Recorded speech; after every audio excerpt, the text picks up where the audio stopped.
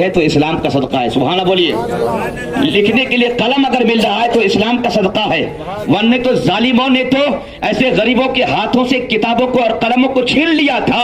یہ اسلام کی اس آیت پاک کے نزول کے بعد اس آیت پاک نے اس اللہ کی نعمت کو عام کر دیا اور بتا دیا کہ علم دین اللہ کی نعمت ہے, یہ نور خدا ہے, اور نور خدا کو ہر بندے خدا کو حاصل کرنے کا حق حاصل ہوگا.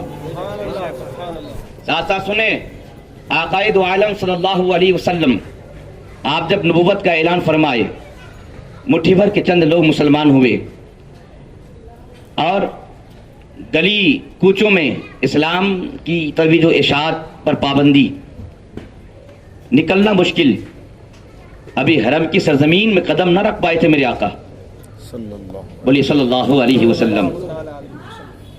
اس سے پہلے مدرسے کی اہمیت جانیں, ہم نے مدرسے پر آج تک دھیان نہیں دیا.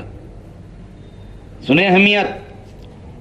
آقائد عالم صلی اللہ علیہ وسلم اعلان نبوت کے بعد ہماری اور آپ کی سوچ کے مطابق سب سے پہلے حرم جانا چاہیے تھا, لیکن یہ حالات سازگار نہیں تھے, ابھی وہاں نہیں گئے. اور اس وقت غریب لوگ مسلمان ہوتے تھے, فنڈنگ بھی نہیں تھی کہ باضابطہ کوئی عمارت تعمیر کی جائے اور وہاں پر مدرسے کی شکل میں تعلیم دی جائے, ایسا بھی نہیں. حضرت ارقم رضی اللہ تعالی عنہ کے گھر کو یہ شرف ملا, بے ضابطہ طور پر اسلام کی سب سے پہلی درسگاہ. سبحان اللہ بولیے. باضابطہ نہیں بولا, بے ضابطہ طور پر اسلام کی سب سے پہلی درسگاہ. صحابی رسول حضرت ارقم کے گھر میں میرے آقا بیٹھتے تھے, اور لوگ آتے تھے ایمان لے کر آتے تھے وہاں پر, اور جو لوگ ایمان لے کر کے آتے تھے میرے آقا کریم ان کو اسلام کی تعلیمات وہیں پر بیٹھ کر دیا کرتے تھے. حضرت عمر انہوں نے وہاں بھی وہیں پر ایمان لے کر کے آیا, تو حضرت ارقم کو یہ شرف ملا کہ انہوں نے اپنے گھر کو نبی پاک صلی اللہ علیہ وسلم کے لیے وقف کیا, نبی پاک کو تحفے میں دیا کہ سرکار آپ یہیں پر تشریف فرما ہوں اور یہیں سے آپ نور علم کو لوگوں تک پہنچائیں. تو جس جناب نے یہ گھر دیا نا, میں ان کی خوش نصیبی پر قربان جاؤں. سبحان اللہ, کہ جناب یہ سب سے پہلے جو کام حضرت ارقم نے کیا تھا وہ کام آج نے آپ کر کے ان کی سنت پر عمل کر لیا ہے. اپنے گھر کو دینا مدرسے کے لیے صحابی رسول کی سنت ہے. لیکن جب ہجرت کر کے میرے آقا مدینہ آئے, تعمیر مسجد کے بعد ازواج مطہرات کے لیے کمرے بنے, اور وہیں پر ساتھ ساتھ قریب میں ایک چبوترا کی تعمیر ہوئی, اس کا نام ہے صفہ. کیا بولیے؟ صفہ. باضابطہ طور پر اسلام کی سب سے پہلی درسگاہ. سبحان اللہ. صفہ کھجور کی شاخوں کے چند کھمبے, اور اس کے اوپر کھجور کے پتوں سے ایک موٹی چھت بنائی گئی, اور غریب صحابہ جو گھر بار سب چھوڑ چھاڑ کر آئے ہوئے تھے, جن کا گزر بسر در رسول سے ہوا کرتا تھا, کم و بیش وہ 70 صحابہ رہا کرتے تھے, جن میں سب سے اولیت کا مقام جنہیں حاصل ہے ان کو دنیا حضرت ابو ہریرہ کے نام سے جانتی اور پہچانتی ہے. 70 صحابہ کم و بیش وہاں رہتے تھے. میرے آقا کریم صلی اللہ تعالی علیہ وسلم ہی کے در پاک سے ان کا گزر بسر ہوتا تھا, اور سرور کائنات کی محفلوں میں بیٹھ کر وہ حضرات علم دین حاصل کیا کرتے تھے. حضرت ابو ہریرہ سے کسی نے پوچھا کہ جناب بڑے بڑے صحابہ کرام زیادہ حدیثوں کی روایت نہیں کرتے ہیں, اور آپ اتنی زیادہ حدیثوں کی روایت کیوں کرتے ہیں؟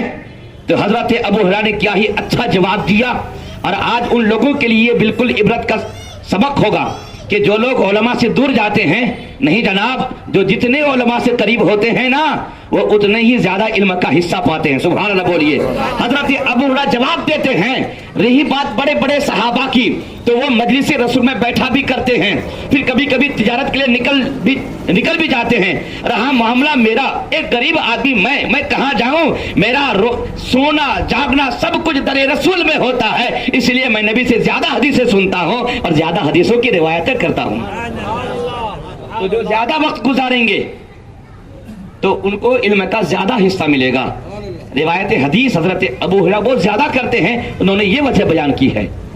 اب ذرا سوچیں کہ سرور کائنات صلی اللہ علیہ وسلم نے وہ 70 صحابہ جو اسلام کے پہلے طلبہ, اولین طلبہ, باضابطہ طور پر بالکل कच्चा मकान, कच्चा घर, मकान कैसे कह सकते हैं आप कि सुतूनों पर, खंभों पर बस एक छत है, उसी चबूतरे पर उन हजरात का गुजर बसर। लेकिन याद रहे, आज मदारिस के बच्चों को जो लोग हकारत की निगाह से देखते हैं, उन्हें मैं कहूँगा जनाब जानते हैं, वही असहाबे सुफ़ा, उन हजरात के लिए दूसरे लोग क्या करते थे, अपने घरों से खाने पीने का सामान लाकर उन हजरात के लिए सामने रख दिया करते थे। किसी ने क्या किया, खजूर का एक खोशा जिसमें सड़ी खजूरें ज्यादा थी, रस्सी लटक रही थी, उस खोशे को उसने ऐसे बांध दिया, लटका दिया कि असहाबे सुफ़ा है, वो खा लेंगे, तनावुल कर लेंगे। जरा ध्यान दीजिएगा, सरवरे कायनात सल्लल्लाहु अलैहि वसल्लम का वहां से गुजर हुआ। आकाए करीम सल्लल्लाहु अलैहि वसल्लम ने देखा कि मेरे तलबा के लिए किसी ने सड़ी खजूर का इंतजाम किया है। मेरे नबी पाक सल्लल्लाहु अलैहि वसल्लम असाई मुबारक को उठाकर उन सड़ी खजूरों को ऐसे झाड़ देते हैं, उसके बाद लोगों को मुखातब करके इरशाद फरमाते हैं कि असहाबे सुफ़ा को तुम मामूली समझते हो, याद रखना, अरे उनके साथ जो इस दुनिया में जैसा सलूक करेगा अल्लाह ताला उनके साथ वैसा सलूक फरमाएगा। ये मदरसे के तलबा हैं, ये रसूल पाक के मेहमान हैं। अगर तुम अपने घर के मेहमानों को सड़ी खजूर नहीं खिला सकते हो तो रसूल पाक के मेहमानों के लिए सड़ी खजूर, सड़ी खाने का इंतजाम कैसे कर सकते हो? तब तुम अपने मेहमानों की ताजीम करते हो तो तुम्हारे ऊपर ये ज्यादा जरूरी और लाजिम है कि रसूल पाक के मेहमान की ज्यादा ताजीम किया करो। ये जो तलबा पढ़ते हैं, अल्लाहु अकबर, या रसूल अल्लाह, या रसूल अल्लाह, जिंदाबाद जिंदाबाद बाइंदाबाद। तो ये मदरसे के तलबा हैं, इज्जत के हामिल हैं, वक़ार के हामिल हैं। आकाए करीम ने इनकी इज्जत अफजाई फरमाई इस अंदाज से। तो इस्लाम के तनाजुर में ये मदरसा की अहमियत है।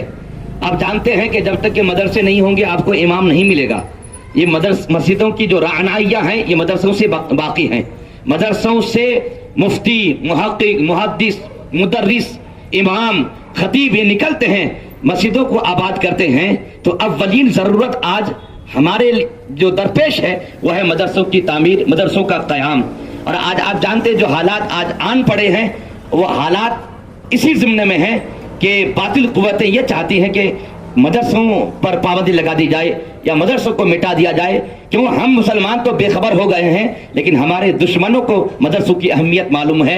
वो जानते हैं कि मदरसों की अहमियत क्या है, और जहां जहां और जिन जिन चीजों पर मदरसा डिपेंडेड है उन्हीं चीजों पर पाबंदी लगाई जाती है। समझ गए होंगे आप कि जिन लोगों ने इस्लाम के खिलाफ बदज़बानियां की हैं वो मदरसों की अहमियत को जान चुका है। और हम मुसलमान हैं, हमारे सर पे दस्तार पगड़ी रहती है और हमारे बदन पर अच्छा इस्लामी लिबास रहता है, लेकिन बावजूद है कि हम मदरसे की अहमियत को कभी जानने की कोशिश नहीं करते।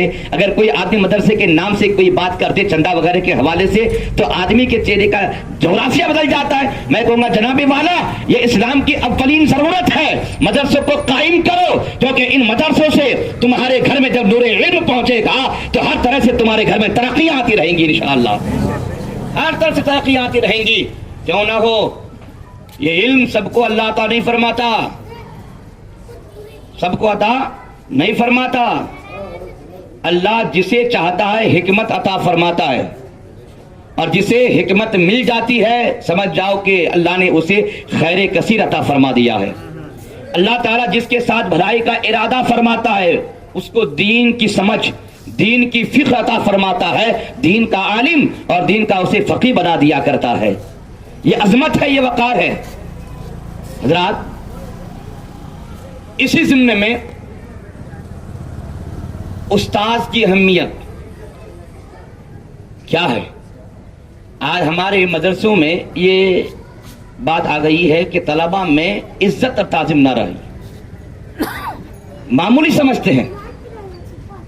अल खैरातुल हस्सान के सफ़ा नंबर 197 में हजरत इमाम आज़म अबू हनीफा रज़ी अल्लाह ताला अन्हु का इरशाद मौजूद, फरमाते हैं कि मेरे उस्ताद हजरत इमाम हम्माद का जब इंतकाल हुआ,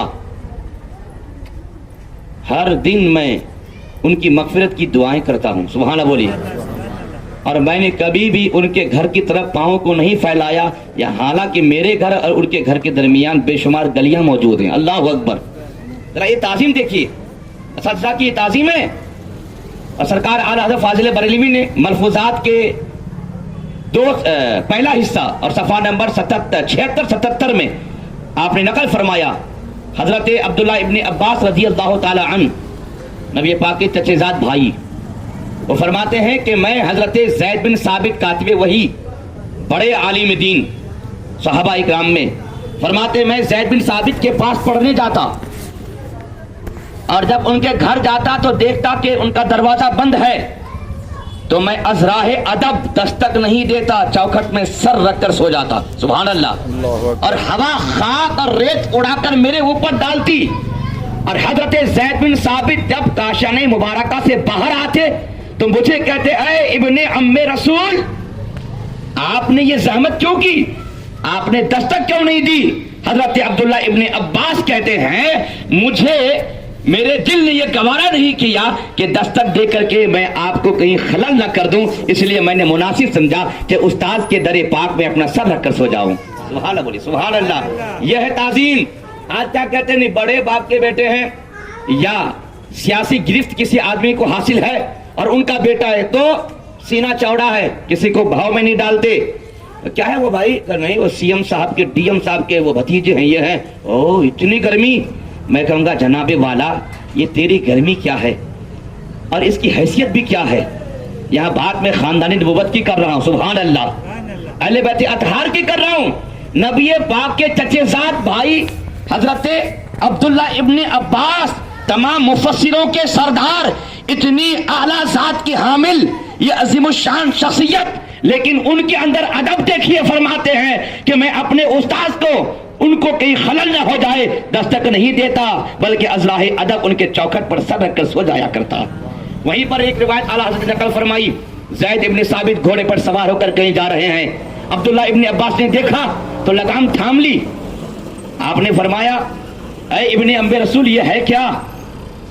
تو حضرت عبداللہ ابن عباس نے کہا کہ ہمیں اسی بات کی تعلیم دی گئی ہے کہ علماء کی تعظیم اسی طرح کی جائے۔ سبحان اللہ۔ آپ گھوڑے کے اوپر سوار ہیں، میں نے لگام اس لیے تھام لی تاکہ دنیا کو یہاں سے میسج مل جائے، گھوڑے پر بیٹھا جو ہے وہ استاذ ہوتا ہے، وہ آقا ہوتا ہے، اور جو لگام پکڑا ہے وہ غلام ہوا کرتا ہے۔ سبحان اللہ۔ یہ پیغام دینے کے لیے کہ شاگرد غلام ہوا کرتا ہے اور استاذ آقا ہوا کرتا ہے، اس میسج کو دینے کے لیے ابن عباس نے ان کی رسی تھام لی۔ حضرت زید بن ثابت کہتے ہیں کہ جب انہوں نے ایسی بات کہی تو آپ اپنے گھوڑے سے نیچے اتر گئے اور حضرت عبداللہ ابن عباس کا ہاتھ لے کر کے انہوں نے چوم لیا، اور چوم کر کے آپ نے ارشاد فرمایا کہ ہمیں بھی نبی پاک نے یہی تعلیم دی ہے کہ اہل بیت اطہار کی اس طرح تعظیم کی جائے۔ سبحان اللہ، سبحان اللہ۔ یہ عزت ہے، یہ وقار ہے، استاذ کا وقار رکھنا بہت ضروری ہے۔ اعلیٰ حضرت فاضل بریلوی نے اسی ملفوظ شریف کے پہلے ہی حصہ کے صفحہ نمبر 77 میں آپ نے نقل فرمایا، ہارون رشید بڑا جابر بادشاہ مامون رشید کی تعلیم کے لیے امام کسائی کو کہا، آپ نے کہا نہیں میں نہیں جاؤں گا گھر میں پڑھانے کے لیے، میرے پاس بھیج دو۔ کہا ٹھیک ہے بھیج دوں گا، لیکن پہلے سبق لے لیجئے۔ امام کسائی نے فرمایا نہیں، جو پہلے آئے گا اس کا پہلے سبق لوں گا۔ سبحان اللہ، وقت کا بادشاہ، لیکن امام کسائی آنکھ میں آنکھ ڈال کے بولتے نہیں، جو پہلے آئے گا اس کا پہلے سبق لوں گا، ٹھیک ہے آج آیا کرے گا۔ مامون رشید آنا شروع کر دیا۔ ایک دفعہ ہارون رشید وہاں سے گزرا، دیکھا کہ امام کسائی وضو کر رہے ہیں اور ہاتھوں کو مل رہے ہیں، اور مامون رشید پانی ڈال رہا ہے۔ گھوڑے سے اترے، ہارون رشید نے بیٹے کو ایک کوڑا مارا، کہا او بے ادب، اللہ نے تجھے دو ہاتھ کس لیے دیے؟ ایک ہاتھ سے پانی ڈال اور ایک ہاتھ سے استاذ کا پاؤں مل۔ سبحان اللہ بولیے۔ تو یہ ہے استاذ کی عزت۔ جب تک کہ آپ مدرسے کی اہمیت نہیں جانیں گے، علم دین کی اہمیت نہیں جانیں گے اور استاذ کی اہمیت نہیں جانیں گے، تب تک کہ آپ کو علم دین حاصل نہیں ہو سکتا ہے۔ ان باتوں کو ذہن میں جگہ دینے کی ضرورت ہے۔ علم دین کی اہمیت کیا ہے، وقار کیا ہے؟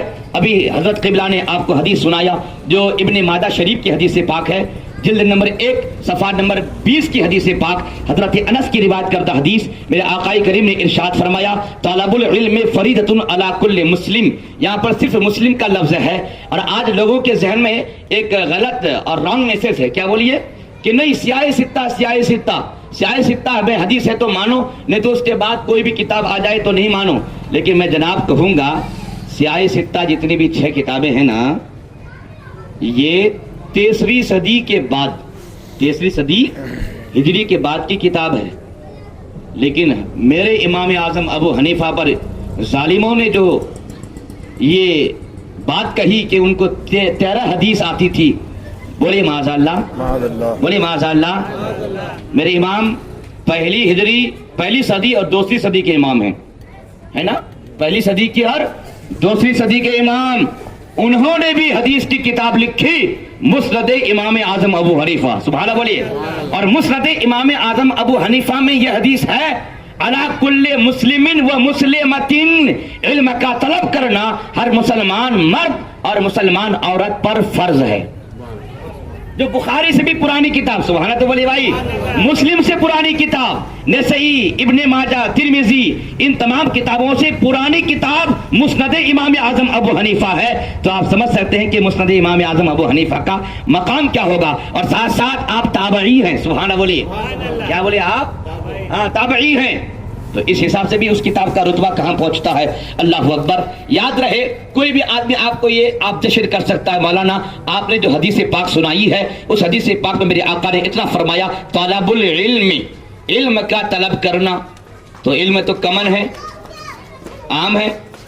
تو اگر ہم اسکول کالج کا علم حاصل کریں گے تو گویا کہ ہم نے فرضیت پر عمل کر لیا، ہم بری ذمہ ہو گئے، سبکدوش ہو گئے. نہیں جناب، اس کا یہ مطلب نہیں ہے. یہ یہاں پر علم دین مراد ہے. امام بہقی رحمۃ اللہ تعالیٰ علیہ نے شعب الایمان کی 2 جلد کے صفحہ نمبر 251 میں لکھا کہ جہاں پر بھی لفظ علم مطلقاً بولا جاتا ہے وہاں پر علم دین مراد ہوتا ہے. کیا بولیے؟ علم دین مراد ہوتا ہے. اور اس کی بہت ساری